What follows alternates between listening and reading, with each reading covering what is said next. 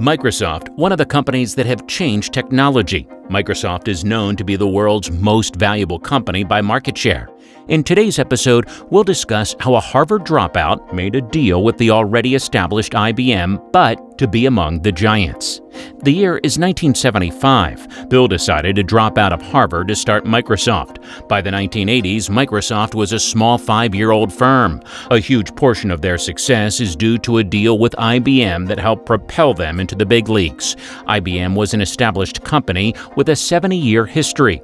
They were looking for help from outside for a project called the Richest to develop an operating system for its personal computer. One of the chairmen at IBM, John Opel, spoke to IBM executives about Microsoft, and IBM decided to take a chance with Microsoft. There was only one problem. Microsoft didn't actually have an operating system of its own.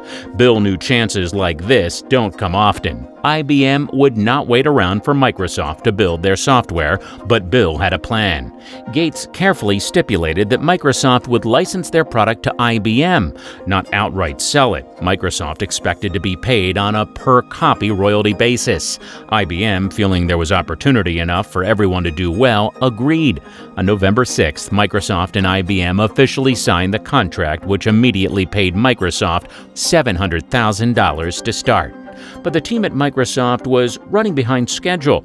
Everyone worked for months, 7 days a week. So far, Gates was a straightforward businessman. In order for the deal to successfully go through, he needed more time. But for IBM, time was running out. Bill decided that he was running out of time, he would buy time. On September 30th, Gates and his team flew down to Florida to make their final proposal to IBM. Before walking into the meeting, Gates knew if he were to sell their program to IBM, it is very likely that all Microsoft would do is cash out, something he didn't want to do. So, a Washington-established firm known as SCP had already developed QDOS. Gates was not ready to share his secret IBM deal with SCP. He wanted the QDOS all for himself, without letting SCP know why he wanted it. On July 27, 1981, Gates planned a strategy that is called the Deal of the Century. Microsoft negotiated an agreement with SCP telling them that they had customers eager to run QDOS. Microsoft would act as the middleman. For each customer to whom they sell a license for QDOS, Microsoft would pay SCP $10,000. They would also pay SCP an additional fee of $10,000 to begin the agreement. For SCP, this sounded great. There was only one catch. Nothing in this licensing agreement shall require Microsoft to identify its customer to SCP.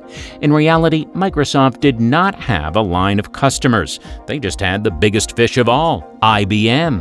In 1981, Microsoft, after buying one license, secretly delivered it to IBM without anyone from SCP finding out about it. IBM was soon requesting a number of changes to QDOS. Microsoft found themselves in the awkward position of either having to go back to SCP, who knew QDOS far better than anyone else, or working on improving 86DOS on their own. One guy from SCP, who knew a lot about QDOS, Patterson, was invited by Microsoft to join them. When he walked into the Microsoft office on the first day, he found out that the line of customers was actually just IBM. With their main guy gone, SCP was strapped for cash and lacked the ability to continue.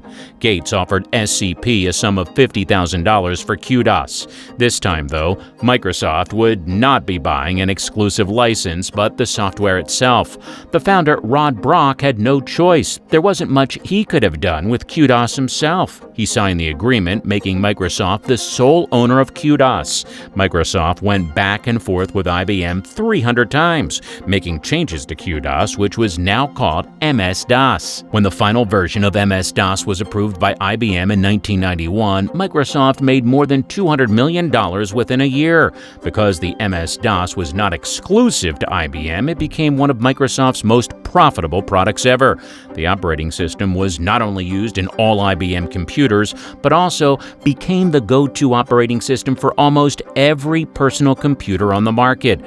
The decision of licensing software that was bought out is the one that made Microsoft the giant it is today. Microsoft went public at $21 a share. Gates immediately became a multimillionaire. As the company's success continued, Gates became a billionaire just a year later. The other player in this little history had more fixed fate. SCP struggled on and finally went under in 1985. Rod Brock, that sold QDOS to Microsoft, outright decided to cash out by selling the license on the open market to the highest bidder. Microsoft, faced with seeing a huge vendor like Radio Shack, Compaq, or even IBM, decided retroactively that the license was non-transferable. The whole thing devolved into a complicated legal battle, one of the first of many for Microsoft. In the end, Brock did not sell his license. He received a settlement check for $925,000 to walk away.